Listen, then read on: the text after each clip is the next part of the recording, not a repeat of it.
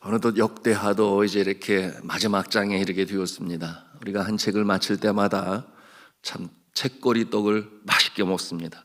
에스겔 선지자는 하나님의 말씀은 꿀송이처럼 달다 그랬는데 우리는 하나님의 말씀이 떡처럼 맛있습니다.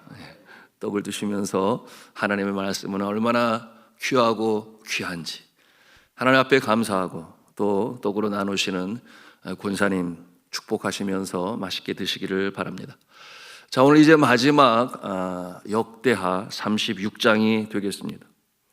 이 성군인 요시아의 뒤를 이어 이미 국운이 다한 이 유다의 새 왕으로 여호아하스가 즉위하게 되었습니다. 그러나 그는 즉위한 뒤에 3개월 만에 애굽왕 느고에 의해서 폐위가 됩니다. 애굽의 볼모로 잡혀가게 돼요. 왜 이런 일이 벌어지게 되었는가? 여러분, 이 남한국 유다가 애굽의 편에 서지 아니하고 아시리아의 편에 섰기 때문에 여러분이 애굽왕 느고가 그 모습을 차마 보지 못했던 것이죠. 애굽왕 느고는 유다왕의 이 자리에 볼모로 잡혀가는 여호아스의 형제인 엘리야김을 왕으로 세웁니다. 그리고 그의 이름을 고쳐서 여호와김이다 그렇게 불렀습니다. 오늘 역대의 마지막 장은 이러한 슬픈 내용을 아주 간략하게 기술하고 있습니다. 우리는 이와 같은 한 나라의 흥망성쇠를 바라보면서 도도히 흐르는 역사의 흐름, 더 정확하게 말하자면 하나님의 이 주권적인 섭리와 이 경륜 앞에서 한없이 초라한 인간의 실체를 대하게 됩니다. 나라가 망하려고 하니 이 여호와김 왕은 11년 동안 나라를 다스리면서 오늘 5절의 말씀에 보니까 하나님이 여호와 보시기에 악을 행하였다 그랬어요. 그 모습이 어떻게 되겠습니까? 6절의 내용이죠. 바벨론 왕 느부갓네살이 올라와서 그를 치고 쇠사슬로 결박하여 바벨론으로 끌고 갔습니다. 왜 이런 일이 벌어집니까? 이제 이 남왕국은 애굽 편에 서 있구나, 애굽의 수하가 되었구나 생각하니 바벨론이 이제는 거꾸로 또 와서 이처럼 남왕국 유다를 내버려 두지 아니합니다. 이후 유다에는 여호야김의 아들 여호야긴이 왕으로 옹립됩니다. 그의 나이 겨우 8살이었어요. 그 또한 여호와 보시기에 악을 행했다고 했습니다. 석 달 열흘 동안 왕으로 있다가 그 또한 바벨론으로 잡혀가게 되고 바벨론 왕의 명령에 따라서 이제는 그의 숙부인 시드기야가 이 남왕국 유다의 마지막 왕으로 서게 됩니다. 그가 왕으로 오를 때에 21세라고 그랬어요. 11년 동안 나라를 다스리는 동안 그 또한 정신 차리지 못했습니다. 우리가 오늘 성경 본문을 함께 읽었던 말씀의 내용이 바로 그 내용이에요. 12절에 보니까 당시 선지자 에레미야가 참 안타까운 마음으로 간곡하게 여호와께로 돌이켜라, 여호와께로 다시금 돌아가라. 여러분, 그처럼 타일러스나 시드기야 왕은 교만하여 듣지를 아니했습니다. 14절에 보니까 제사장들도 백성들도 모두가 다 타락하여 이방신을 섬기고 예루살렘 성전을 더럽혔습니다. 15절에 보니까 여호와 하나님께서 사신들을 보내어 하나님의 말씀을 전하여 그들을 돌이키려 했지만은 그러나 하나님의 사신들을 비웃고 말씀을 멸시하며 이 선지자들을 욕하였다고 했습니다. 여러분, 그 결과가 너무나 뻔하지 않겠습니까? 유다 왕국의 이 비참한 말로가 시작되었습니다. 17절에 보니까 하나님께서 갈대아 왕의 손에 그들을 다 넘기셨다 그랬어요. 갈대아 왕은 곧 바벨론을 말씀하고 있죠. 성전에서 청년들이 죽임을 당하였으며 남녀와 노인과 병약한 사람들도 긍휼히 여김을 받지 못했다 했습니다. 바벨론 군대는 성전 안과 방백들의 집안에 있는 그릇들과 보물들 다 바벨론으로 가져갔으며 예루살렘 성벽을 부수고 하나님의 전과 궁실들을 다 불살랐다고 했어요. 살아있는 자들은 다 바벨론으로 사로잡아가서 그들과 그들 자손들의 종으로 만들었습니다.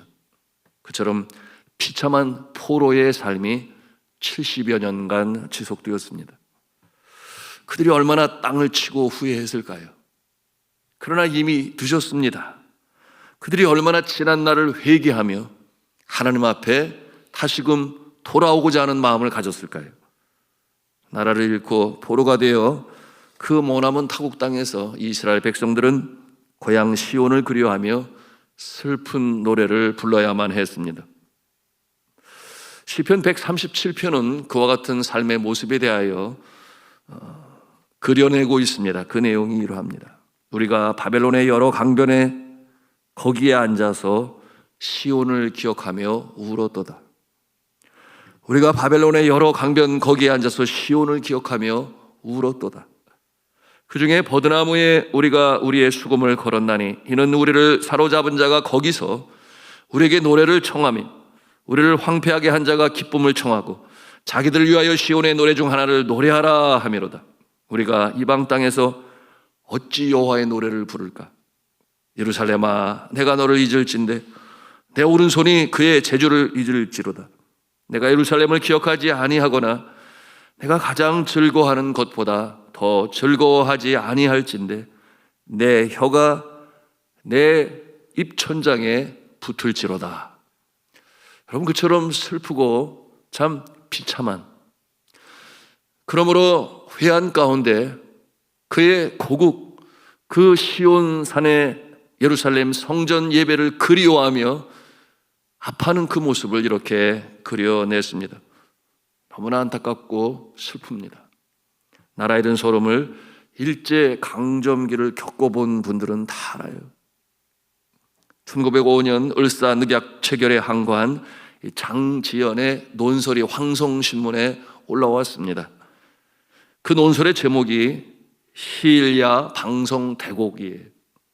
방성대곡은 소리내어 크게 우는 것을 뜻합니다. 그러므로 그 제목의 뜻이 이날에 목 놓아 통곡한다라고 하는 의미로 일본의 강압에 의한 이 을사늑약의 부당함을 비판하며 민족적 울분을 토로한 것이었습니다. 이 논설로 인해 필자인 장지연은 구속되었고 이 황성신문은 무기 정간 처분을 받게 되었습니다. 여러분, 이 북왕국 이스라엘과 남왕국 유다의 멸망을 바라보면서 우리가 배워야 할 영적 교훈은 무엇일까요? 그 모습은 첫째로 지도자의 영적 실패는 신앙 공동체의 실패로 연결된다는 것입니다. 이 모습은 사사기에서도 마찬가지였어요. 이 사사의 실패가 이스라엘의 영적 실패로 이어졌습니다. 즉 신앙 공동체의 운명은 지도자의 영성에 달려있다 해도 과언이 아니에요. 하나님께서 치시기 전에 속히 회개하고 돌이켜야 합니다. 하나님은 그러시기를 바라시며 심판의 때를 카운트다운하고 계십니다. 다윗의 모습을 통해 볼 수 있습니다. 신실한 장수 우리아의 아내 밧세바를 취하고 그의 남편 우리아를 죽음에 이르게 한 죄는 너무나 커서 나라가 위태로워질 수 있는 참으로 용서받기 어려운 죄였습니다. 그러나 다윗은 회개하였습니다. 아주 철저히 회개했어요. 그러므로 하나님께서 그의 생명을 거둬가시지 아니하시고 40여 년간의 선정의 통치를 하게 하셨습니다. 주목할 만한 사실은 이후로 그는 다시는 같은 죄를 범치 아니하였다라고 하는 것입니다. 같은 죄를 다시 행하지 않는 것, 그것이 진정한 회개의 본질인 것을 우리는 그 모습을 통해서 배우는 것입니다. 그런가 하면 두 번째로 영적으로 민감하지 못하면 잠들게 되고 하나님과의 관계 단절로 멸망에 이르게 됩니다. 우리가 영적으로 실패하는 것은 하나님의 음성이 없어서가 아니에요. 말씀을 사모하지 않기 때문입니다. 점차로 잠들어 갑니다. 오늘 이 시대에도 이 하나님의 말씀, 진리의 말씀은 매스미디어를 통해서 온 세상 열방에 울려 퍼지고 있습니다. 이스라엘의 역사 속에 백성을 향한 하나님의 말씀은 대언자, 선지자라고 하는, 예언자라고 하는 그들을 통하여 계속해서 그들의 마음에 말씀하셨습니다. 그러나 눈은 있어도 보지 못하고, 귀는 있어도 듣지 못하고, 마음은 있어도 깨닫지 못하니, 여러분, 그 결과는 이렇게 비참하게 끝나게 된 것입니다. 그 영적으로 둔감하지 못하니, 민감하지 못하니 그와 같은 모습이었어요. 무엇이 문제입니까? 사모하는 마음이 없어요. 하나님의 말씀을 사모해야 되는데, 주의 말씀이 나의 삶의 빛이요 내 발의 등불인데 사모하지 아니하니 영적으로 민감성이 떨어지고, 마침내 주의 말씀이 있어도 그처럼 듣지 아니합니다. 주의 말씀이 우리의 심령에 늘 살아 역사할 수 있도록 말씀을 사모하시기 바랍니다. 말씀으로 행하시기를 바랍니다. 영적 민감성을 떨어뜨리지 마시기를 바랍니다. 그런가 하면 세 번째, 내가 누구인가? 하늘에 속한 천국 시민이라는 확고한 이 정체성을 잊지 말아야 합니다. 나는 하늘에 속한 천국 백성이지. 세상의 도발을 딛고 살아가지만 나의 정체성은 세상 사람들의 모습이 아닌 천국 시민, 천국 백성의 모습이지. 이런 생각을 늘 다시금 되새기고, 또한 다시금 마음에 확고히 다져야 합니다. 여러분, 이스라엘 백성들은 이방인과 다른 하나님께서 구별하신 선민이에요. 그러므로 선택받은 백성이다. 그 정체성을 결코 잊지 말아야 했습니다. 그런데 그들은 세상이 너무나 좋아 보이는 거예요. 그러므로 세상의 풍습과 그들이 섬기는 이방신에 그들의 마음을 빼앗겼습니다. 그러므로 하나님을 떠나서, 마치 그 모습은 어떤 모습인가요? 자신의 부모님이 어이엇이 있음에도 불구하고 다른 부모님을 쫓아다니면서 아버지, 어머니 그러면서 쫓아다니는 모습을 한번 상상해 보세요. 얼마나 이 참 끔찍한 모습입니까? 그러나 이스라엘 백성들이 바로 그와 같은 모습이었어요. 세상에 취하여 자신의 정체성을 잃어버린 그 모습, 우상과 풍습에 매료되어진 그 모습, 정체성을 잃어버리고 말았어요. 그러니 무서운 심판이 임하게 되었습니다. 이는 오늘 살아가는 믿음의 사람들에게 꼭 필요하죠. 세상의 풍조와 대세에 떠내려가지 말아야 합니다. 넓은 문, 넓은 길 쫓지 말아야 합니다. 저는 간절히 기도합니다. 좁은 길을 걸으면서도 하늘 찬송을 부르며 승전가를 부르며 전진해 나갈 수 있는 하늘에 속한 백성이 다 되시기를 주님의 이름으로 축복합니다. 네 번째, 마지막으로 이 하나님의 심판은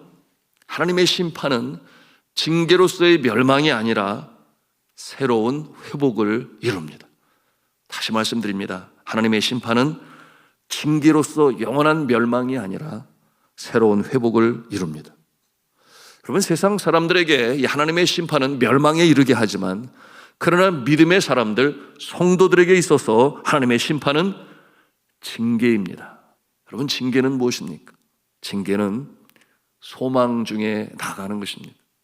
징계는 영원한 멸망에서 구원하시기 위하여 하나님께서 사랑의 매를 드시는 것입니다.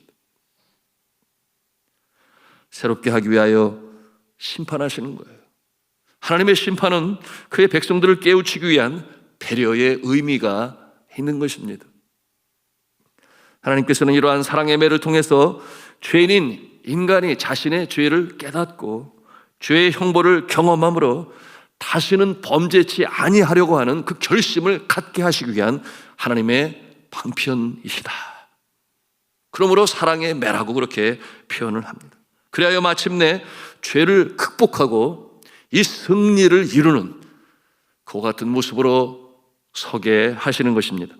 바벨론의 포로가 되어 그 환난과 곤고한 날에 비로소 자신의 잘못과 죄를 깨닫고 철저히 회개한 이스라엘 백성들을 하나님께서는 어떻게 하십니까?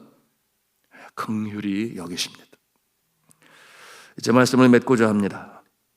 이 역대하 기자는 이 남왕국과 이스라엘의 역사를 마무리하면서 철저히 회개하고 하나님 앞에 돌이킨 이스라엘 백성들을 하나님께서 이제 어떻게 하시는가 하는 것을 마지막 기술함으로 하나님의 심판은 결코 멸망에 이르게 하려는 것이 아니라 그 징계를 통하여 다시금 소망 중에 회복되기를 바라시는 공의로우신 하나님, 사랑이 많으신 하나님임을 우리에게 알려주며 말씀을 마무리합니다. 여러분, 어떻게 될 것인가? 소망 중에 다시금 시작될 새로운 역사의 시작을 암시하며 마무리를 하는데요. 자, 우리 함께 역대하 36장 22절과 23절 말씀이에요. 그 말씀을 읽고 대단원의 막을 내리도록 하겠습니다. 우리 함께 읽도록 합니다. 시작. 바사의 고레스 왕 원년에 여호와께서 예레미야의 입으로 하신 말씀을 이루시려고 여호와께서 바사의 고레스 왕의 마음을 감동시키며 그가 온 나라에 공포도 하고 조소도 내려 이르되 바사 왕 고레스가 이같이 말하노니 하늘의 신 여호와께서 세상 만국을 내게 주셨고 나에게 명령하여 유다 예루살렘의 성전을 건축하라 하셨나니 너희 중에 그의 백성된 자는 다 올라갈지어다. 너희 하나님 여호와께서 함께 하시기를 원하노라 하였더라. 아멘. 역대상 역대하를 마무리하면서 그렇구나, 세상 사람들에게 하나님의 심판은 멸망이지만 그러나 믿음의 사람들에게 하나님의 심판은 징계예요. 징계는 다시금 하나님과의 관계를 회복시키며 다시금 하늘에 속한 백성으로 살아가게 하시는 방편이시구나, 사랑의 매구나. 여러분, 다시금 돌이키심으로 하늘에 속한 자로 이 세상에서 승리를 선포하며 예수의 이름으로 승리하며 전진하시는 저 여러분 다 되시기를 주님의 이름으로 축원합니다.